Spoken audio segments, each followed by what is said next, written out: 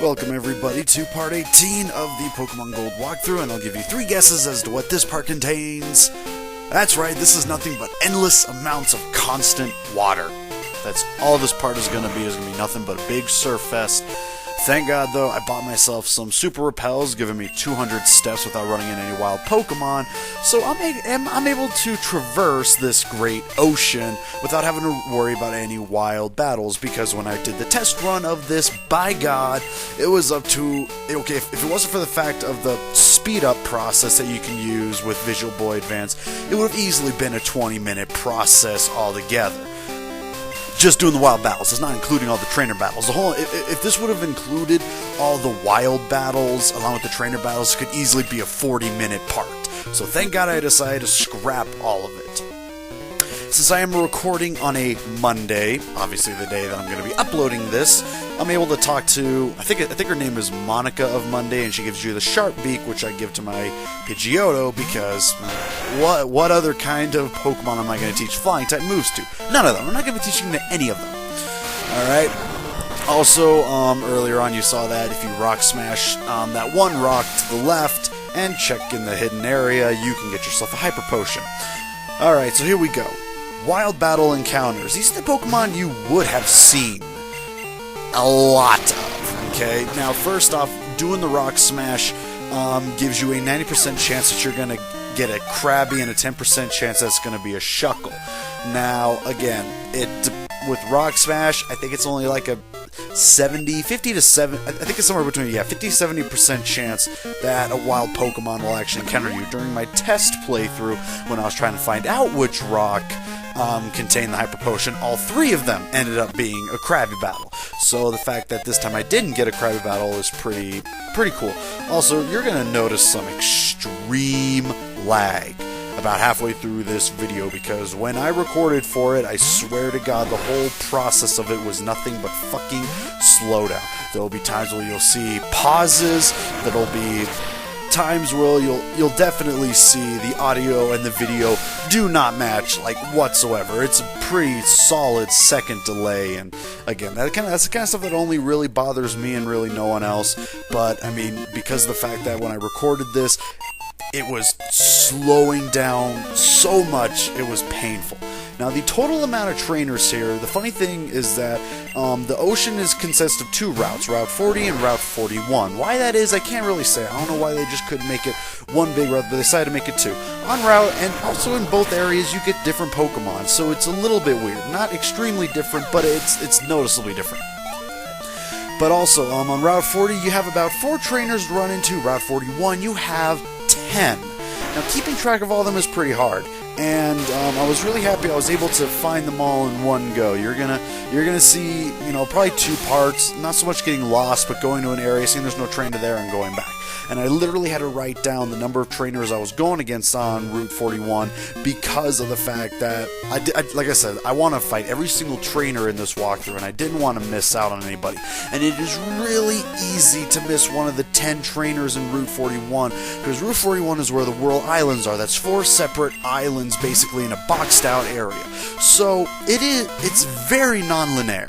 So you really have to go out of your way to find all 10 of them. It's not too confusing, but again, it can get really tedious, especially if you don't have the Super Repel, and it would have been, at first I didn't even know that the Marts had the Super Repels just yet. For some reason, the first time I looked through to find it, I couldn't, and so I was like, God, this is going to be painful no matter what, but I was able to go back, and it's like, oh, there it is. I don't know how I missed it. I guess I've mistaken it for a Super Potion instead of a Super Repel. I'm not exactly sure. But because of it, I'm able to withstand all the bullcrap. So anyways, here we go. This is what you're able to catch on route number 40. There are only 2 ways of surfing. Tentacool at 90% and a Tentacruel at 10%. The rest is all on fishing. Now, you are, as far as I know, this might be only in Generation 4. I'm not sure if it's done in Generation 2 or not. By the way, Flaffy's evolving. In Generation 4, you're able to fish while you're surfing. It doesn't change anything, but it's kind of cool. I'm not exactly sure if you're able to do that in Generation 2. So, whether you are or aren't, that's up in the air. But, here's what you can get with the rods that we have at the moment. We are now in route number 41, by the way, and so here comes all the craziness. With the old rod, 85% chance it's a Magikarp, and 15% chance that it's a Krabby. With the good rod, 55% chance it's a Krabby, 35% it's a Magikarp, 10% chance morning and afternoon it's a Corsola, not at night though, and then 10% chance only at night that it's going to be a Staryu. And the rest is super rods, but it's basically Krabby, Corsola, Staryu, and Kingler at just different percentages of what you can get. It's basically all the same thing. Taking a look-see here. None of the 4 trainers that we just battled in Route 40 have phone numbers. So, there you go. Now, Route 41, okay, surf-wise, a little bit different here. And I'm sorry, like, it's a little bit early and... Whew, okay. Something's going on in my throat, too. I have no idea what's going on. Gold and Crystal version. I don't know why they made this so different, but it's... I don't know. I'm just confused. Tentacool, 60% chance. Again, this is when you're surfing. In the Silver version, it's a 70% chance. Again, why the difference? This must be... I don't know. It's a strategy guide, so, I mean, it must be right. I don't know. Tentacruel, 30% chance, and then in the gold version only, I don't think this Pokemon's available in silver. Mantine, I think that's how you pronounce it anyways. I've never known how to pronounce this Pokemon's, like a lot of Pokemon out there. I tend to say that a lot. I have no idea what this Pokemon's pronunciation is, but whatever. I really think it's a Mantine, or Mantine, something like that, but it's only in the gold and crystal versions, 10% chance to run into it. When I was doing my test playthrough, I ran into these things about 20 fucking times, I swear to God. Now, fishing in this area. 85% old rod, of course, 85% chance it's a Magikarp, 15% chance it's a Krabby. Actually, looking at it, yeah, all the stats are the same. Are the same for fishing as it is when you're fishing at route number 40. The only difference is the Mantine that you can run into, or Mantine. I don't really care. Looking through, none of the people that you fight in this area either give you phone numbers. So I guess swimmers, then again, I don't know. I guess this is just the sick mind that I have. But I sit here and picture what it would be like if they did give you their phone numbers and were to call you. I want to screaming and talking, not my best idea. No, that kind of, that. I mean, it's sick, cruel, and I know it's a terrible joke, but that's seriously what I picture. If I imagine somebody trying to, one of these swimmers calling me on their cell phone, because obviously all they ever do is swim, because that's all you'll ever see them. They're never on land, so maybe they will try and call you when they're swimming. And I mean, I guess the other reason is because, obviously, when you're talking to these people before battling them, they give you some hints, oh, if you're ever getting tired, you can tread the water, and then, eventually your energy will come back to you. It's basically teaching teaching kids how to swim before they actually go swimming. So I guess it wasn't a good idea to teach them, guess what, you can talk on your cell phone while you swim. I mean, yeah, oh man, I can only imagine. But anyways, since that's all the stats, again, God, that's 2 videos worth of stats that are so short. I can't believe it. I guess I'm just getting so good at doing this, I can just rush right through the stats, and I just realized the next part's probably not going to be that much better. Next part, obviously, we got a gym leader to go against. Do I want to go against two gym lead? Do I also want to fight Jasmine to go against 2 in a row, or do I want to save that for later? Is the only question, because I do need to go cave exploring in one of these next few parts. I apologize, like I said, I just woke up. My eyes are still somewhat unfocused, which is amazing because I actually played the game. And I'm trying to rub them and whatnot, and I just keep getting in the way of my microphone, and Jesus. Okay. But anyways, like I said, we're going to be going against a gym leader, maybe 2, I'm not exactly sure. One of the next parts is going to involve a lot of cave exploring and other exploring. Got some items we knew we would get, and One of the next 2 parts, we're going to be getting the final 2 Pokemon in our party, or so I hope. We might only be able to getting 1 and then have to get the other later on. We will see how that plays all together. Gonna continue on here. As you can see, it'll let you know when Repel's effects wear off. That's very interesting that it actually knows when it will wear off. Obviously, it's a video game, but I'm just saying. Now, the reason that these islands are called the Whirl Islands is because of the fact that they're blocked off by whirlpools, and God knows whatever the hell those shiny things are. Are they rocks? You know, are they just like somewhat colored very light blue because it's supposed to be like water splashing over the rocks, and that's why we can't get in that way? That's the one thing I've always wondered, you know. In later generations, they actually showcase, you know, what is this blocking off? It actually looks like fucking rocks.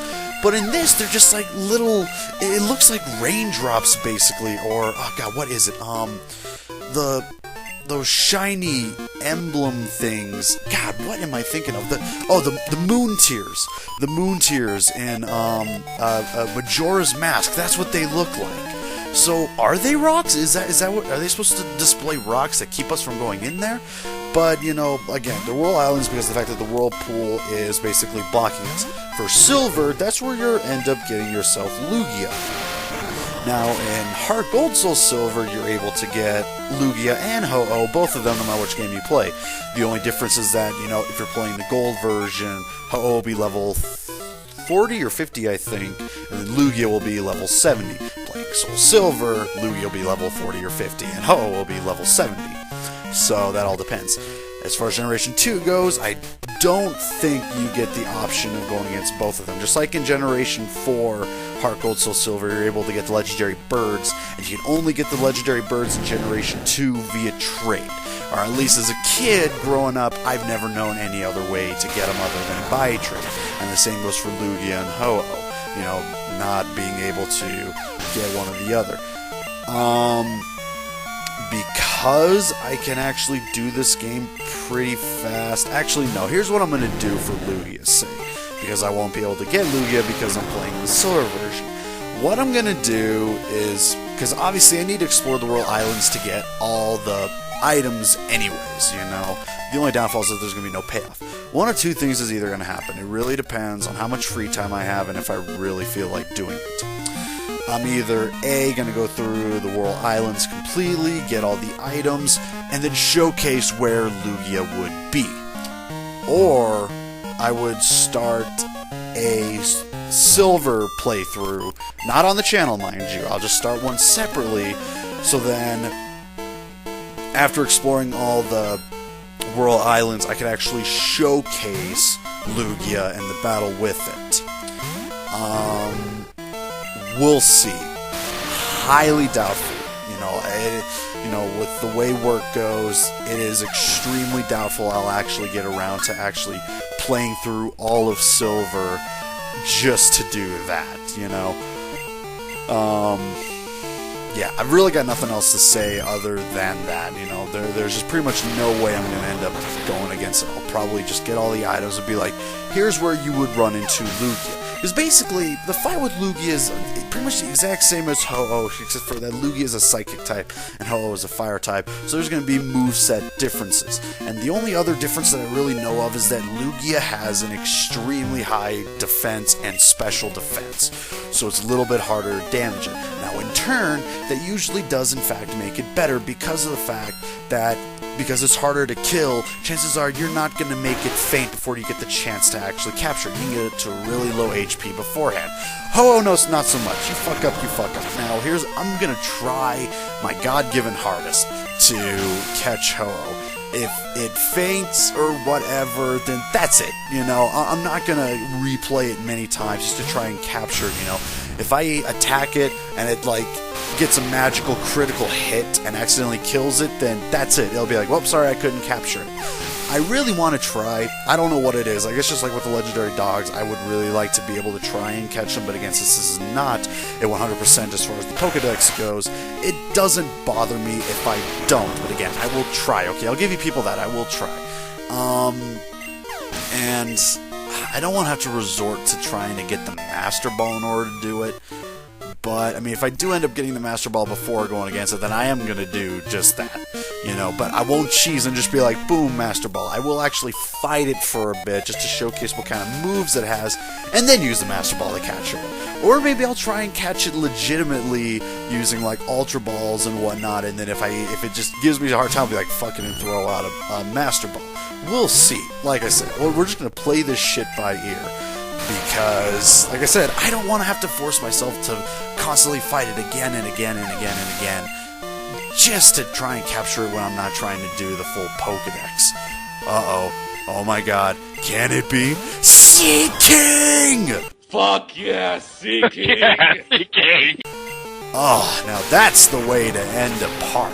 Because, yes, this is the last trainer that we are going against. I did end up finding all 10 of them. And the last one we go against actually has a Seaking. Now, unfortunately, it also has a Goldeen afterwards to throw out, which makes it, not as epic, but I mean, still. There's the legendary Seaking. Greatest Pokemon ever. I don't know. I don't get it. I really do not get it. Other than the fact that it's just a meme, you know, Seaking just sucks. I am sorry.